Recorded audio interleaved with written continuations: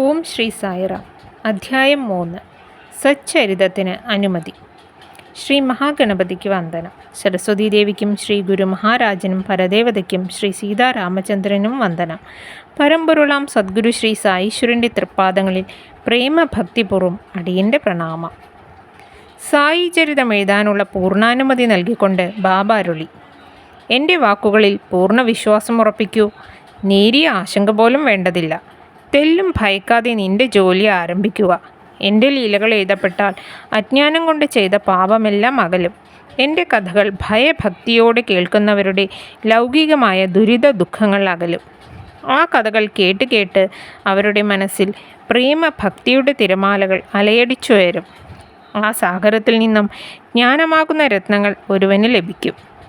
സായീശ്വരൻ്റെ അഭയവചനങ്ങൾ എന്നിൽ ധൈര്യമുണർത്തി. ഭയമകന്നു. ഞാൻ സന്തുഷ്ടനായി. ബാബ ശ്യാമയോടായി പറഞ്ഞു, ശ്യാമ, എൻ്റെ നാമം ഭക്തിവിശ്വാസത്തോടെ ഉരുവിടുന്നവൻ്റെ ആഗ്രഹങ്ങൾ ഞാൻ നിറവേറ്റും. അപ്പോൾ അവൻ എന്നിൽ വിശ്വാസം വർദ്ധിക്കും. എൻ്റെ ലീലകളെ പ്രേമപൂർവ്വം പാടുന്നവനെ, വർണ്ണിക്കുന്നവനെ ഞാൻ സദാ രക്ഷിക്കും. അവന് മുന്നിലും പിന്നിലും ഇരുവശങ്ങളിലും താഴെയും മുകളിലും എൻ്റെ സംരക്ഷണം ഉറപ്പ്. എൻ്റെ ഭക്തന്മാർ ഇക്കഥകൾ കേട്ട് സംപ്രീതരാകും. എന്നെ സദാ ധ്യാനിക്കുന്നവന്, എൻ്റെ ലീലകൾ പാടുന്നവന് ഞാൻ മുക്തി വാഗ്ദാനം ചെയ്യുന്നു. സായി ലീലാചരിതമുള്ള ഹൃദയങ്ങളിൽ വിഷയാഭിലാഷം ഉദിക്കില്ല. എൻ്റെ കഥകൾ ആദരവോടെ ശ്രവിക്കൂ, മനനം ചെയ്യൂ, ധ്യാനിക്കൂ. അപ്പോൾ അളവറ്റ ആനന്ദം അനുഭവിക്കാം. സമസ്ത രോഗങ്ങളും എൻ്റെ കഥകൾ കേട്ടാൽ അകലും. മരണത്തിൽ നിന്നുപോലും അത് രക്ഷയേകും. സായി സായി എന്ന നാമജപം തന്നെ കലിയുഗ പാപങ്ങളെ ഹനിക്കും. വാചശ്രവണജമായ പാപങ്ങൾ നശിക്കും. എൻ്റെ മുന്നിലെ ഒരൊറ്റ നമസ്കാരത്തിന് പൂർവ്വകാല പാപങ്ങളെ ദഹിപ്പിക്കാനാകും. തൻ്റെ അതിരറ്റ അനുഗ്രഹം ചൊരിയുന്നതിനായി ഭഗവാൻ ഭക്തന്മാരെ പലതരം ചുമതലകൾ ഏൽപ്പിക്കുന്നു. ചിലരെ കീർത്തനങ്ങൾ പാടാനായി ചുമതലപ്പെടുത്തി. ചിലരെ തീർത്ഥാടനത്തിന് അയച്ചു. ചിലർക്ക് ദേവാലയങ്ങളും ആശ്രമങ്ങളും നിർമ്മിക്കാനുള്ള അനുവാദം നൽകി. എന്നോടാകട്ടെ ഈ പുണ്യചരിതം എഴുതാൻ ആജ്ഞാപിച്ചു. എല്ലാവരിലും ഏറ്റവും എളിയവനും ദീനനും ഞാനാണ്. പരമദയാലുവായ സായി എന്തിനെന്നെ ഈ മഹത്കാര്യം ഏൽപ്പിച്ചു? അവിടുത്തെ ദിവ്യ ജീവിത കഥ എഴുതാൻ ആർക്കാകും? പിന്നെന്തിന് ഞാൻ ഈ ഭാരിച്ച ചുമതല ഏറ്റെടുത്തു? അവിടുത്തെ കൽപ്പന എഴുതാനാണ്. അതനുസരിക്കാതിരുന്നാൽ ഗുരുനിന്ദയാകും. പരിശ്രമിക്കുക എന്നത് എൻ്റെ കർത്തവ്യം. അതുകൊണ്ട് സായി സ്മരണയോടെ ഞാൻ അതിന് മുതിർന്നു. എഴുതാനായി തൂലിക എടുത്ത സമയം സായി എന്നിലെ അഹങ്കാരം കീഴടക്കി. എന്നിലൂടെ അവിടുന്ന് മഹത്തായ സ്വന്തം ദിവ്യകഥ എഴുതാൻ തുടങ്ങി എന്നതാണ് സത്യം. അതിനാൽ ഇതെഴുതിയതിനുള്ള മേന്മ മുഴുവൻ സായീശ്വരന് മാത്രമുള്ളതാണ്. ഞാൻ ബ്രാഹ്മണനായി ജനിച്ചു. ബ്രാഹ്മണൻ്റെ ഇരുമിഴികളാണ് ശ്രുതിയും സ്മൃതിയും. പക്ഷേ ഇതു രണ്ടും എനിക്കില്ല. അതുകൊണ്ട് ഞാൻ അന്ധനാണ്. പക്ഷേ സായീശ്വരൻ ഈ അന്ധന് ഊന്നുവടിയായി മാറി. പിന്നെ ഞാനെന്തിനു ഭയക്കണം? ആ ഊന്നുവടിയുമായി ഞാൻ സായിനാഥൻ്റെ പിമ്പേ നടക്കും.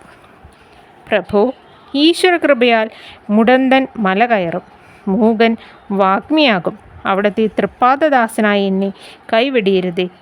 ഈ ശരീരത്തിൽ ജീവൻ്റെ തുടിപ്പുള്ള കാലം വരെ എന്നിലൂടെ അവിടുത്തെ ദൗത്യം നിറവേറ്റണേ. ഇതാണ് എൻ്റെ പ്രാർത്ഥന. പ്രിയപ്പെട്ടവരെ, സായി സ്വയം എഴുതുന്നതാണിത്. ഭക്തന്മാരുടെ ഉന്നതിക്ക് വേണ്ടി അവിടുന്ന് ഇത് പൂർത്തിയാക്കും. ഓടക്കുഴലിനോ വീണയ്ക്കോ ശബ്ദം എങ്ങനെ ഉണ്ടാകുന്നു എന്നറിയില്ല. ആ ഉപകരണങ്ങളിലൂടെ ഗായകനാണ് പാടുന്നത്. അതുപോലെ സായി എന്നിലൂടെ എഴുതുകയാണ്. ചന്ദ്രകാന്തം ലയിക്കുന്നതും സാഗരത്തിൽ വേലിയേറ്റം ഉണ്ടാകുന്നതും അവയുടെ രണ്ടിൻ്റെയും മേന്മയല്ല, മറിച്ച് ചന്ദ്രൻ്റെ ശക്തിയാണ്. തോണിക്കാർക്കുള്ള രക്ഷാസൂചകങ്ങളാണ് കടൽക്കരയിലെ വിളക്കുമാടങ്ങൾ. ലൗകിക ജീവിത സാഗരത്തിൽ നീന്തിത്തുടിച്ച് ക്ലേശിക്കുന്നവർക്കുള്ള വഴി വിളക്കാണ് സായീശ്വരൻ്റെ അമൃത കഥകൾ.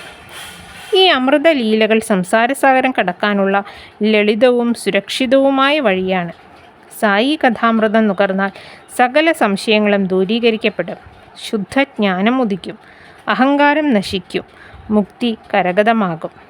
വൈരാഗ്യം, മുക്തി, ധർമ്മം, അദ്വൈതം തുടങ്ങിയ വിഷയങ്ങളെല്ലാം കടുകട്ടി. കൃതയുഗത്തിൽ മനസ്സും ഇന്ദ്രിയങ്ങളും നിയന്ത്രിക്കുക. ത്രേതായുഗത്തിൽ യജ്ഞം നടത്തുക. ദ്വാപരത്തിൽ ആചാരപരമായ ആരാധന നടത്തുക എന്നൊക്കെയായിരുന്നു നിയമങ്ങൾ. പക്ഷേ കലിയുഗത്തിലാകട്ടെ തിരുനാമ ജപമാണ്. ഭഗവത് കഥ കേൾക്കുകയും പാടുകയുമാണ് മോക്ഷത്തിനുള്ള ഉപായം. സ്ത്രീ പുരുഷ ജാതി വർണ്ണഭേദമില്ലാതെ ആർക്കും സ്വീകരിക്കാവുന്ന സുഗമമായ പാതയാണിത്. ഭഗവത് കഥകൾ കേൾക്കുക. സായീശ്വരൻ്റെ കഥകളിൽ മനസ്സ് ഊന്നിയാൽ മാത്രം മതി. വിഷയസുഖാംശങ്ങൾ നശിച്ച് ആത്മജ്ഞാനം ഉറവയെടുക്കുകയായി. ശ്രദ്ധ മാത്രമേ ഇതിനായി വേണ്ടൂ. സായീശ്വരൻ്റെ കഥകൾ സദാ മനസ്സിൽ നിറഞ്ഞു തുളുമ്പട്ടെ. മരണം വരെ അത് അവിടെ തെളിഞ്ഞു നിൽക്കട്ടെ. നൊമ്പരപ്പെടുത്തുന്ന ഹൃദയങ്ങൾക്ക് അമൃതവർഷമാണ് ഈ സത്കഥകൾ. ഇതിനായി അവിടുത്തെ സച്ചരിതം എഴുതാൻ സായീശ്വരൻ എന്നെ സഹായിച്ചു. ഭക്തി പ്രേമ വിശ്വാസങ്ങളോടെ ഇക്കഥ വായിക്കുന്നവരുടെ അന്തരംഗം സായി ധ്യാനത്താൽ നിറയും. സായി രൂപം അവർക്ക് മുന്നിൽ പ്രത്യക്ഷമാകും. അങ്ങനെ ഭക്തിയാർജിച്ച് നിസ്സംഗത്വം നേടി ആത്മജ്ഞാനം അവർക്ക് ലഭിക്കുമാറാകും.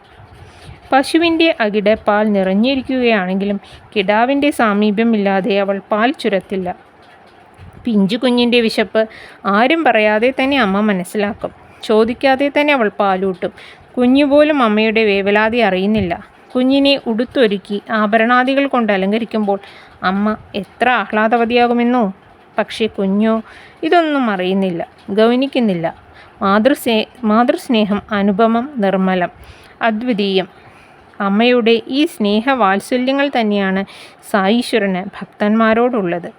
ഞാനും അതിൽ അനുഭവസ്ഥൻ. ഒരു സംഭവം കേൾക്കൂ.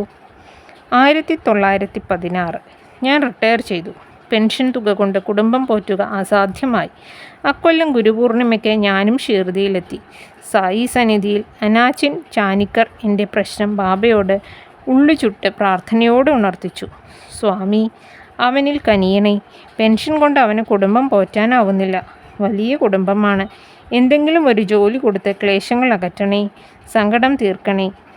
കരുണാസമുദ്രമായ സായി അത് കേട്ട് മൃദുവായി ഗംഭീരഭാവത്തിൽ പറഞ്ഞു, അവന് മറ്റൊരു ജോലി കിട്ടും.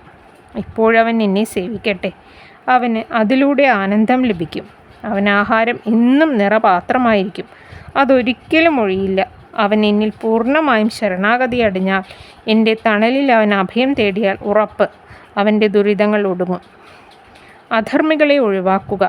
ദുർജനങ്ങളിൽ നിന്നും അകന്നു മാറുക. അവരുടെ നിഴൽ പോലും തുടരുത്. ആചാരവിശ്വാസങ്ങളെ, മതങ്ങളെ ദ്വേഷിക്കുന്നവരുടെയും സംസർഗമരുത്. പക്ഷേ ഏറ്റവും എളിയവനായി ഈച്ചയെപ്പോലും നിഷേധിക്കാതെ പെരുമാറുക. ഇവൻ ഇനി മുതൽ ഭക്തിയോടെ എന്നെ സേവിക്കട്ടെ. അവൻ ദിവ്യാനന്ദം അനുഭവിക്കും. ഞാൻ നിത്യശുദ്ധ ബുദ്ധമുക്തനാകുന്നു. വാസുദേവനും ഓംകാരവും ഞാൻ തന്നെ. ഭക്തിവിശ്വാസത്തോടെ എന്നെ ആരാധിക്കുക എന്നാൽ ആത്മീയോന്നതി നേടുക എന്നാണ് അർത്ഥം. എന്നെ പരമാർത്ഥമായി ആത്മസ്വരൂപമായി ആരാധിച്ച നീ ഞാൻ തന്നെയായിത്തീരുക. നദി സാഗരത്തിൽ ലയിക്കുന്നതോടെ നദി ഇല്ലാതാകുന്നു. നദി സാഗരമായി തീരുന്നു. എണ്ണത്തിരി ജ്വാലയെ സ്പർശിക്കുന്നതോടെ അതും പ്രകാശം പൊഴിച്ചു തുടങ്ങും. ഋഷീശ്വര തൃപ്പാദങ്ങളിൽ സ്പർശിച്ച നമ്മുടെ ഭാവിയും ഇவ்விധമാകും. ഏകാഗ്രമായി വണ്ടിനെ ധ്യാനിച്ച പുഴു വണ്ടായിത്തീരുന്നു. അതുപോലെ ഗുരു തൃപ്പാദങ്ങളെ വ്യാകുലതയോടെ സ്മരിക്കുന്ന ശിഷ്യൻ ഗുരുവിനെ പോലെയാകുന്നു. പോലെ എന്നുപോലും പറയുന്നത് ഗുരുവിന് വേദനാജനകം. കാരണം ശിഷ്യനില്ലാതെ ഗുരുവില്ല, ഗുരുവില്ലാതെ ശിഷ്യനുമില്ല. അവർ അഭിന്നം. സായീശ്വരൻ്റെ ഭക്തവാത്സല്യത്തെക്കുറിച്ച് ഒരു കഥ കേട്ടാലും. രോഹിലൻ, തടിച്ച് കൊഴുത്തുരുണ്ട തന്നിഷ്ടക്കാരൻ. പാദത്തോളം നീണ്ടുകിടക്കുന്ന കഫിനിയാണ് അയാളുടെ വേഷം. സായീശ്വരനെ കുറിച്ച് കേട്ട് ഷിർദിയിൽ എത്തിയതാണ് രോഹിലൻ. പ്രഥമ ദർശനത്തിൽ തന്നെ അയാൾ സായിയിൽ ആകൃഷ്ടനായി. അങ്ങനെ ബാബയോടൊപ്പം മസ്ജിദിൽ താമസവും തുടങ്ങി. അയാൾക്ക് തോന്നുമ്പോഴെല്ലാം ഖുറാനിൽ നിന്നും ഉറക്കെ കൽമ ചൊല്ലും. കർണകഠോരമാണ് ആ സ്വരം. അലറുക തന്നെയാണെന്ന് പറയാം. പകൽ മുഴുവനും കഠിനാധ്വാനം ചെയ്യുന്നവരാണ് ഷിർദിയിലെ ഗ്രാമവാസികൾ. രാത്രിയിൽ തളർന്നു മയങ്ങുമ്പോഴാണ് രോഹിലൻ്റെ അലർച്ച. അവരുടെ ഉറക്കം കെട്ടു. അസ്വസ്ഥരായി. രോഹിലൻ മുൻകോപി. മാത്രമല്ല, കൽമ ചൊല്ലുന്നതിൽ സായീശ്വരൻ്റെ പിന്തുണയുമുണ്ട്. അതോടെ അയാൾക്ക് അഹങ്കാരമായി. അതൃപ്തി പ്രകടിപ്പിച്ച ജനങ്ങളെ അയാൾ ചീത്ത വിളിച്ചു. അതോടെ ജനം രോഹിലിന് എതിരായി. ഗ്രാമവാസികൾ കരുണാമയിയായ മാതാവിനെ സായീശ്വരിയെ സമീപിച്ചു. പരാതി പറഞ്ഞു. പക്ഷേ സായി അത് ശ്രദ്ധിച്ചതേയില്ല. മാത്രമല്ല, അവിടെ നരളി. അരുത്, രോഹിലിനെ ആരും ഉപദ്രവിക്കരുത്. എനിക്ക് പ്രിയപ്പെട്ടവനാണവൻ. അവൻ്റെ ഭാര്യ കലഹക്കാരിയാ. അവൾ ഇവിടെയും വരും, ഞങ്ങളെ ഉപദ്രവിക്കും. ഭയങ്കരി. പക്ഷേ രോഹിലിൻ്റെ അലറിയുള്ള പ്രാർത്ഥന കേട്ടാൽ അവർ ഭയന്നു വിരളും. ഇതിനകത്ത് കടക്കുകയില്ല.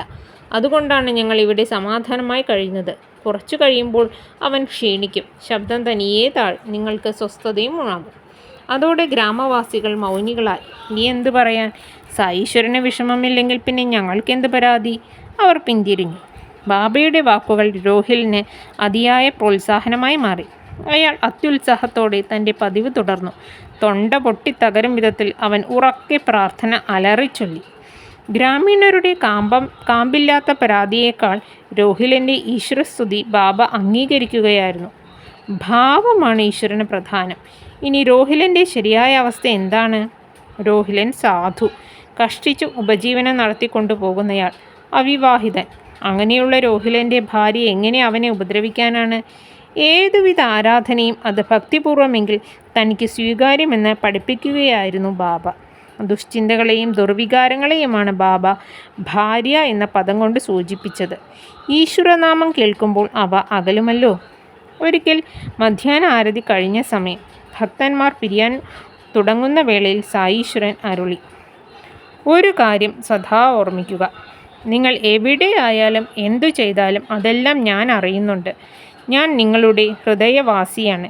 ഇക്കാണുന്ന സമസ്ത ജീവജാലങ്ങളിലും ഞാനുണ്ട്. ജഗജ്ജനനിയാണ് ഞാൻ. മാത്രമല്ല, അഖിലാണ്ട ബ്രഹ്മത്തിൻ്റെയും സൃഷ്ടി സ്ഥിതി സംഹാരകനും ഞാൻ തന്നെ. എന്നിൽ ശ്രദ്ധ ഉറപ്പിക്കുന്നവന് യാതൊരുവിധ ക്ലേശവും ഉണ്ടാകില്ല. എന്നെ മറക്കുന്നവനെ മായ തകർക്കും. സർവചരാചരങ്ങളും ഉറുമ്പ്, കൃമി മുതലായവയും ഞാൻ തന്നെ. എൻ്റെ ശരീരമാണ് അതും. ഈ അമൃതവചനങ്ങൾ എന്നിൽ ശക്തമായ ചലനമുണ്ടാക്കി. ഇനി ഈ ജീവിതം മറ്റൊന്നിനും വേണ്ടിയില്ല, ഗുരുചരണ സേവയ്ക്കായി മാത്രം എന്ന് ഞാൻ ഉറപ്പിച്ചു. ജോലി കിട്ടുമെന്ന ബാബയുടെ പ്രവചനം ശരിയാകുമോ എന്നൊരു സന്ദേഹം എനിക്കുണ്ടാകാതിരുന്നില്ല. പക്ഷേ ഈശ്വരവചനം തെറ്റുമോ? ഒരിക്കലുമില്ല. എനിക്ക് സർക്കാർ ജോലി കിട്ടി. പിന്നീട് ഞാൻ സ്വതന്ത്രനായി. ബാക്കിയുള്ള കാലം സായി പദ കമലസേവയിൽ മുഴുകി. സമ്പൂർണാവതാരമായ ശ്രീകൃഷ്ണൻ പോലും ഗുരു സാന്ദീപിനിയെ വന്ദിച്ചു. ഗുരുസ്മരണയാൽ ഈശ്വരൻ പ്രസാദിക്കുന്നു എന്നരുളിയിട്ടുണ്ട്. ഗുരുവിനെ അവഗണിക്കുന്നവൻ ദുരന്തങ്ങൾ അനുഭവിക്കാൻ ബാധ്യസ്ഥനാണ്. അവൻ ജനന മരണ ചക്രത്തിൽപ്പെട്ട് തിരിയും. അതിനാൽ ഈ ഗുരുചരിതം കേട്ട് നമുക്ക് സംസാരസാഗരം താണ്ടാം.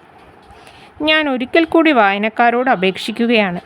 ദുർബലതയും നിദ്രയും ആലസ്യവും വിഷയസുഖങ്ങളും വെടിയൂ. സായിയുടെ അമൃത കഥകളിൽ ശ്രദ്ധയൂന്നു. കഠിന സാധനകൾ കൊണ്ട് തളരേണ്ട. അവിടുത്തെ കഥകൾ കേൾക്കുക എന്ന സുലളിതമായ സാധന മാത്രം മതി.